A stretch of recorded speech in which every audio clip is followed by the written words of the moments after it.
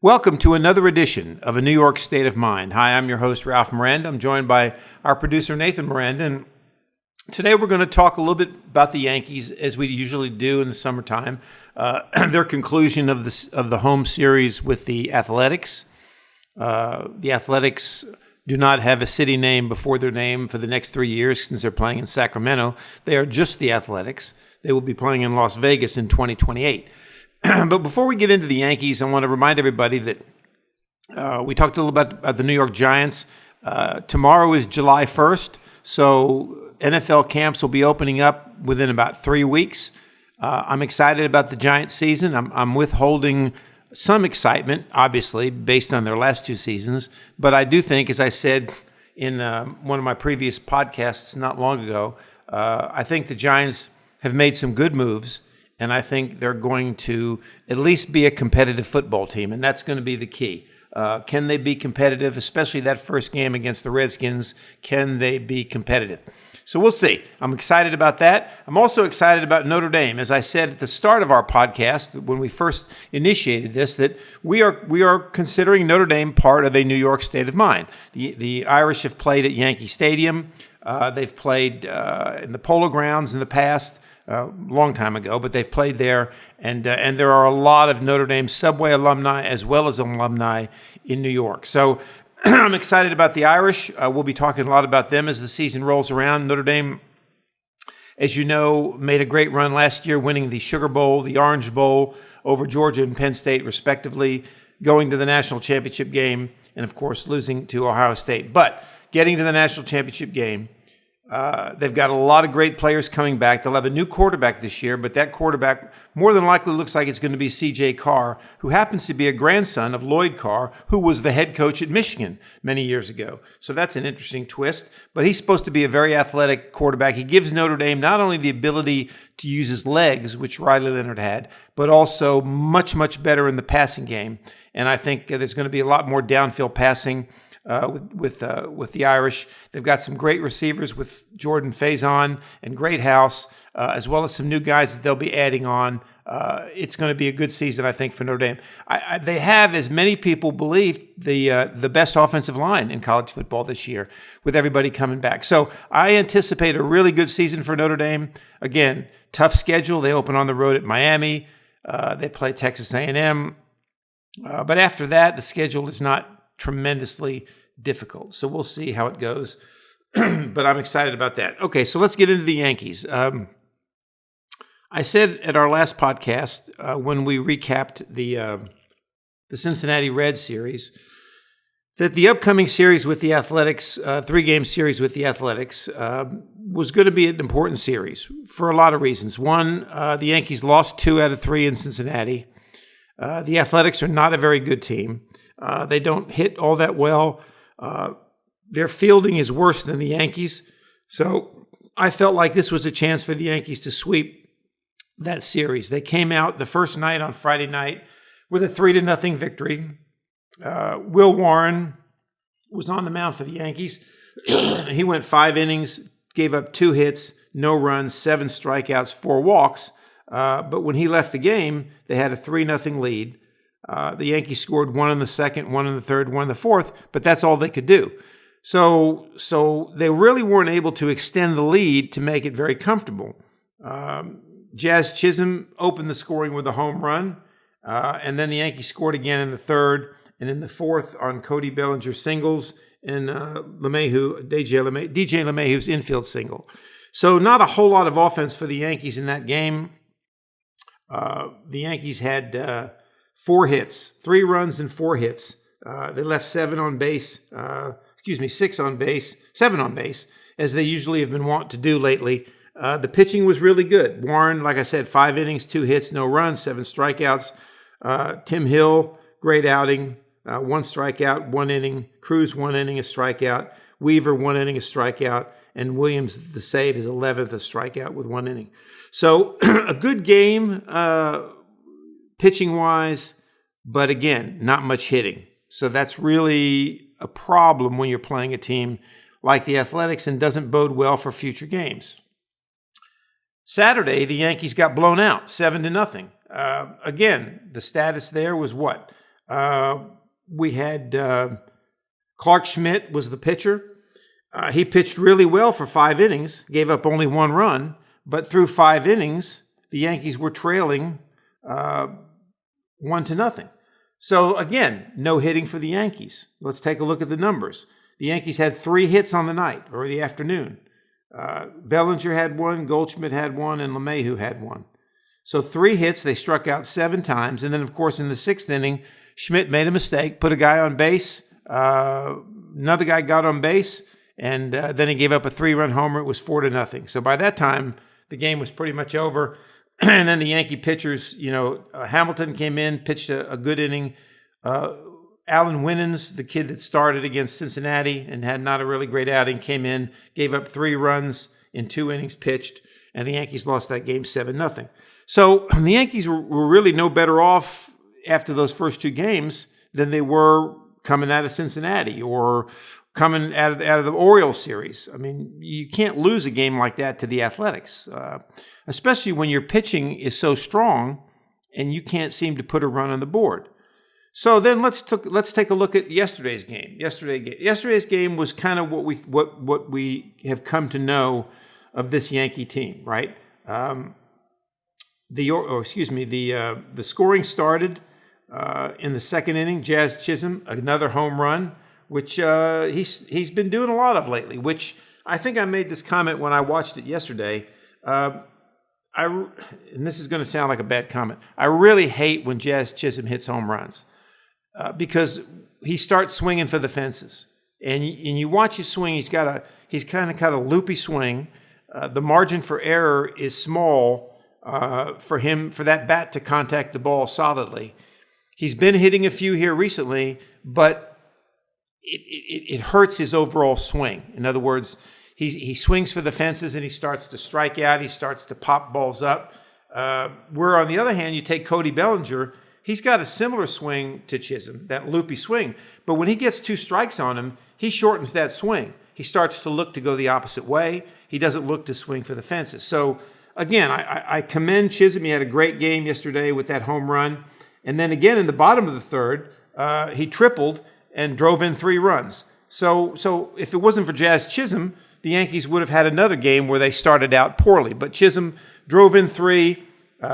He scored on a wild pitch after that triple, and the Yankees were up 5-0, and they kind of started going. Then in the bottom of the 4th, with a 5-0 lead, Aaron Judge hits a homer to left field with Bellinger on base, and it was 7-0. And then in the 5th inning, Bellinger hit a home run to right field, a 3-run homer, and it was 10-1. But again, 10-1 after 5 innings. You go to the 6th inning, the Yankees bring in reliever was Brubaker. And, now don't get me wrong, 10-1, the guy's got to pitch a little bit, but he had a horrible outing. I mean, he pitched a 1/3 of an inning, okay, which means he only got 1 out, 2 hits, 4 runs, all of them earned, 3 walks.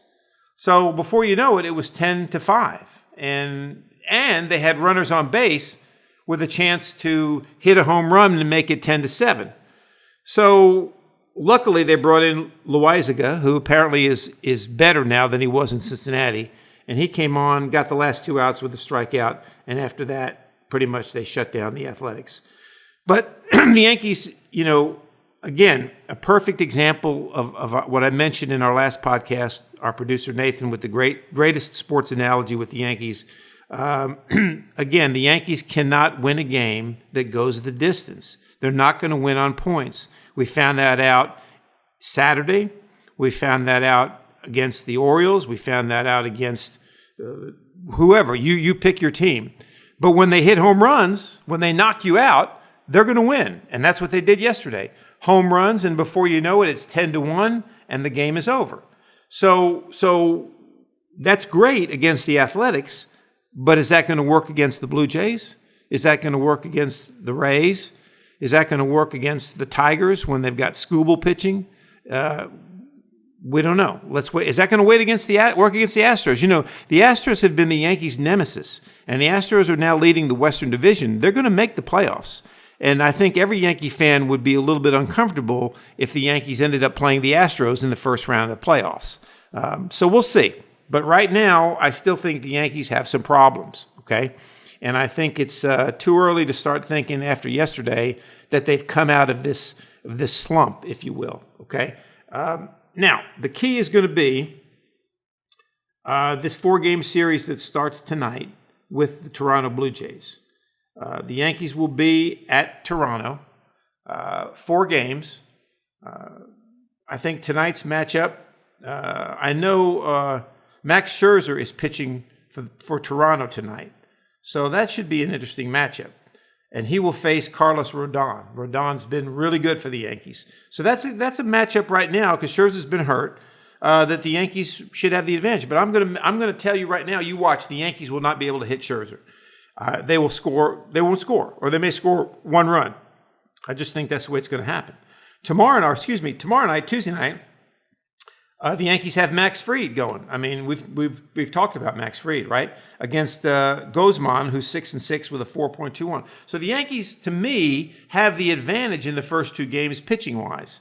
And then we get Warren against Barrios in the 3rd game. That's a toss-up, probably goes to the Blue Jays. And then Schmidt against Bassett in the 4th game. Again, probably a toss-up there. So we'll see. This is going to be the key series. As I mentioned in our last podcast, the Blue Jays strike out the least of any team in the major leagues, which means they're going to put the ball in play, which means they're going to challenge the Yankees' defense. So we'll see if the Yankees' offense can keep up with that, and we'll find out. Aaron Judge, he hit 2 home runs yesterday, and right away, the Yes Network on cue, starting to blow smoke, right away they flash up the stat. He moved into 3rd place in Yankee history in most multi-homer games.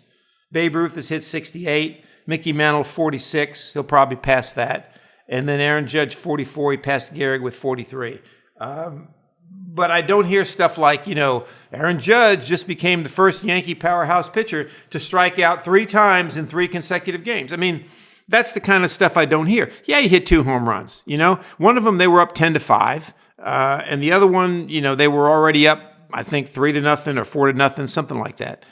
But when he comes up with the bases loaded and nobody out, when they need him in late innings, he doesn't seem to hit a home run. Now, don't get me wrong. They're pitching him a little differently. But he's chasing some pitches. He's swinging at balls out of the strike zone. And I think he presses. I think that's the thing about Judge. He's gotten better at it, but I think he presses a little bit more than some of those Yankee greats did. So, let's hold back the horses of comparing him to Mickey Mantle and to Lou Gehrig and to all these great Yankees. Now, that having been said, I mentioned that the Yankees are starting a 4-game series with the Blue Jays. After that series, they go back to New York, but they will play the Mets in the second part of the Subway Series. Only this part will be at Citi Field. Then they go back to Yankee Stadium. They have another precious day off on next Monday the 7th. By the way, when I say that, remember all the talk about the Yankees playing 16 straight games before their day off this past Thursday? Oh, that day off was supposed to cure everything, right? The Yes Network, every other comment out of their mouth was, the Yankees are playing 16 games straight. They got their day off, and what happened? The offense died the first 2 games against the Athletics. So I don't want to hear it. I think you're better off playing. But after Toronto and New York, the Mets, they get a day off. Then they come back to Yankee Stadium. They play Seattle for 3, and then they play the Chicago Cubs for 3. So that's going to be interesting because Seattle's not a bad team. The Yankees took care of them when they went out to Seattle earlier in the season. The Cubs are leading the Central Division in the National League. So that will bring us to the All-Star break. So we'll see how the Yankees look after those series as we get to the All-Star break. So after the All-Star break, they'll stay in Atlanta to play the Braves. They'll go back to Toronto for 3 more, and then come home for Philadelphia and Tampa Bay to close out the July. When they close out July, we'll be approaching the trade deadline, and I got a couple thoughts on that. First of all, the Yankee lineup is way too movable. And what I mean by that is there's no set lineup. Nobody knows where they're going to be batting from one game to the next. A guy gets 4 hits one night, Dominguez, he sits out the next game. Somebody strikes out 3 times in a game, they play the next game. I mean, it's almost like they're trying to, it's almost like Little League. They're trying to give guys playing time, okay? Well, that works in Little League, okay? But it doesn't work in the major leagues. Every team I've seen that I've watched the Yankees play this year has a set lineup. I mean, guys move in and out of that lineup at any given position, but pretty much your 1 through 9 batters stay the same. The Yankees don't. So how can anybody get comfortable, right? Take a guy like Dominguez, a young guy. He's hitting the ball very well. He doesn't play every day. He needs to play every day, all right? A young guy like that needs to play every day. Grisham has had a fairly good season, but I wouldn't consider it, mind-blowing by any stretch of the imagination. I mean, if you take a look at, he started out really hot, Chisholm, at the start of the season, but he's cooled off quite a bit. Not Chisholm, I'm sorry, Grisham. I misspoke. So let's take a look at Grisham.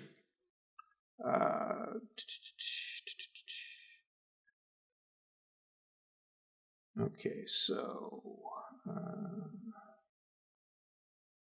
trying to find his. He didn't play on Saturday, and I thought he played on Sunday. I'm pretty sure he did. Okay, so Trent Grisham is batting .244. All right, it's not horrible, but it's not great. You look at the Yankees' batting average. Bellinger .270, most of that coming since mid-May. Judge is hitting .356. He's cooled off. That batting average has dropped probably 40 points in the last 3 weeks. Rice is hitting .233. Scara .246. Not many at bats. Chisholm .242. Goldschmidt was hitting .350 early in the season. He's hitting .282 now. Dominguez .250. Volpe .228. That's something that's going to have to change. We'll talk about that in a minute. LeMahieu .248. Peraza .157. So, having said all that, the trade deadline's coming. Here's what I propose. And the Yankees obviously will not do any of this. I've mentioned before, they need a third baseman, a right-handed bat. I think here's what they need to do. They're going to have to trade a prospect or two. That's usually always what teams want when you're trading with them at the trade deadline. You got to trade a prospect or two. I would trade one of these relievers they got. Nobody's going to want Brubaker. I mean, they're probably going to have to DFA him. You might want to trade Hamilton. In fact, he's the guy I probably would trade in that situation. And then you trade Grisham and trade Peraza, okay? Grisham is not a long-term guy, all right? He's just not. He's going to be, he's serviceable. He'll have hot streaks, but he's not a long-term guy, all right? You got to trade him. And you got to trade Peraza. He doesn't do anything. Great fielder, can't hit. Trade those guys, and you got to get either Arenado from St. Louis or Eugenio Suarez from Arizona. One of those guys has to be your third baseman after the break or after the trade deadline. And you got to get another starter, okay? You got to get another starter. Marcus Stroman, I never thought I'd see him on the mound again at Yankee Stadium after his blow-up against the Giants back in, I think it was the first week of April, where then he hurts his knee and he was on the disabled list for like 3 years, okay, which the Yankees probably kept him on there because they didn't want him back. Well, they pitched him yesterday because they had to. He actually pitched pretty well. I mean, but again, I mean, he still, he walked a couple guys, but he's playing the Athletics. The Giants, who are a good baseball team, rocked him, okay? So we can't judge a lot about that game yesterday. And they gave him some early run support. But you got to release him, okay? And if you don't want to flat out release him, designate him for assignment. Nobody's going to pick him up on waivers. And then if you want to bring him back again, you can.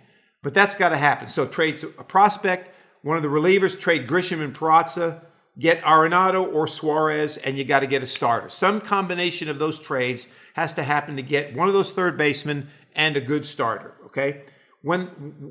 Before that happens, okay, meaning before the trade, this is how I would bat the team, okay? before the trade, I would put Dominguez at leadoff, play him in left field, put him at leadoff, leave him there. Bellinger batting second in center field. Judge batting third in right field. Rice cleanup at first base. Stanton, your designated hitter. Jazz Chisholm at third base, batting sixth. LeMahieu at second base, batting seventh. Volpe at shortstop, batting eighth. And Wells catching, batting ninth. Once you make these trades, here's your new lineup. Dominguez stays as your leadoff guy in left field. Bellinger in center field, batting second. Judge batting third in right field. Either Suarez or Arenado at third base, batting fourth. Rice batting fifth at first base. Stanton, your DH, sixth. Chisholm, seventh at second base. Volpe at shortstop, 8. Wells at catcher, 9. Now, with Wells catching, Rice can catch and Escara can catch, okay? I would lead. Rice caught yesterday and did a good job. So you can back up the catcher with Rice. And then at first base, Bellinger can play first base and Goldschmidt can play first base. But Goldschmidt does not need to be in the lineup at all. Judge can DH for Stanton occasionally, okay? But those are the only two people I would DH. Stanton obviously can't play every day just because of his physical problems. Judge can balance that out. And then you can always put Bellinger in right field. You can always move somebody else to center field if you need to. Or you can leave Bellinger in center field and put Goldschmidt at first base. So that's how I would play it going forward. And then your rotation, right now you got Fried, Rodon, Schmidt, and Warren. Fried's been outstanding. Rodon's been outstanding. Schmidt and Warren have been very good. You're going to get Luis Gil, or I guess now they pronounce it Luis Gil, back. He was the Rookie of the Year last year. He's coming back real soon, probably after the All-Star break. So you're going to have 5 pretty good pitchers right there, okay? So you can DFA Stroman. You can get rid of some of these guys. You might even be able to trade one of those guys, okay? It's very possible. You might have to trade one of those guys to get somebody better, okay? So that's kind of how I would play it if I was the Yankees. I think that would give them an excellent chance to get back to the World Series. Because right now, they move too many guys around in the lineup, and you have too many guys that cannot hit, okay? Yesterday, the Yankees were up 10. I think Judge had hit the home run to make it 12-5, I think. I may be wrong about that.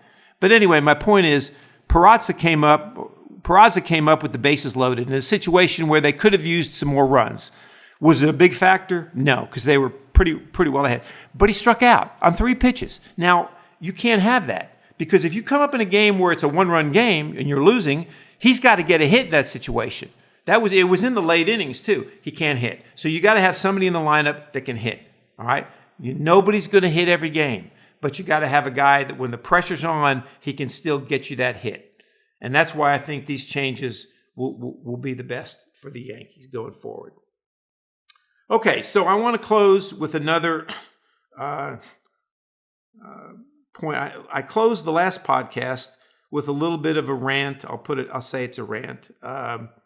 About the player, the guys that don't play much. They have to have days off. They get hurt. They got to have days off. They got to have this day off. They can't pitch more than 86 pitches or 90 pitches. I read a story. This is interesting. Back in 1919, the Cleveland Indians had an ace pitcher. Of course, I use the term ace loosely. Digging and researching, he wasn't that great, but he was good. Ray Caldwell. He was one out away from a victory, okay? He had gone 8 2/3 innings. He was struck by lightning on the mound. He lay there motionless for 10 minutes. He staggered to his feet, refused to come out, and recorded the last out. And 2 weeks later, he pitched a no-hitter, okay? This was in 1919. Now, you can laugh and say, well, yeah, but can you imagine? I mean, today, I challenge you to tell me if you ever see a pitcher in any game you watch that gets hit on the foot with a ball or gets hit with a batted ball in his thigh now I'm not talking about getting hit in the head, okay? I'm talking about somewhere like the foot or the thigh or a fat part of his body, the butt. And man, it's like a train. Everybody rushes out there, the trainer, the manager, the pitching coach, the umpire, and then it takes forever. Are you okay? Are you okay? And he's got to throw some. I mean, we treat these players today with kid gloves, and they're making millions of dollars. These guys back in the day, 1919, 1940, 50, 60, not only were they not treated with kid gloves, not only were they tough, but they weren't getting paid a lot of money, okay? Now, if you look at what they were getting paid then and inflate it to today, yeah, it was a lot of money, but it wasn't near the money that they're getting paid today. And yet these guys played every single day, and they didn't come out of games, okay? Why? Because usually they were afraid they were going to get replaced by somebody. Whereas today, that's never going to happen.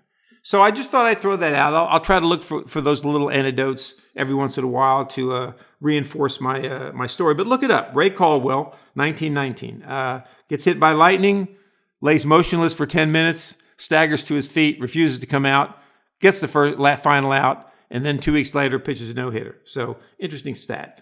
All right, so that's it for the Yankees this week. We'll be back after the Blue Jay series to talk some more about the Yankees and see how they did against Toronto. Again, this is a very, very important series for the Yankees. In fact, the next 2 weeks are very important. Toronto, the Mets for 3, Seattle at home, the Cubs at home, and then the All-Star break. So we'll see. So for my producer, Nathan, I'm Ralph.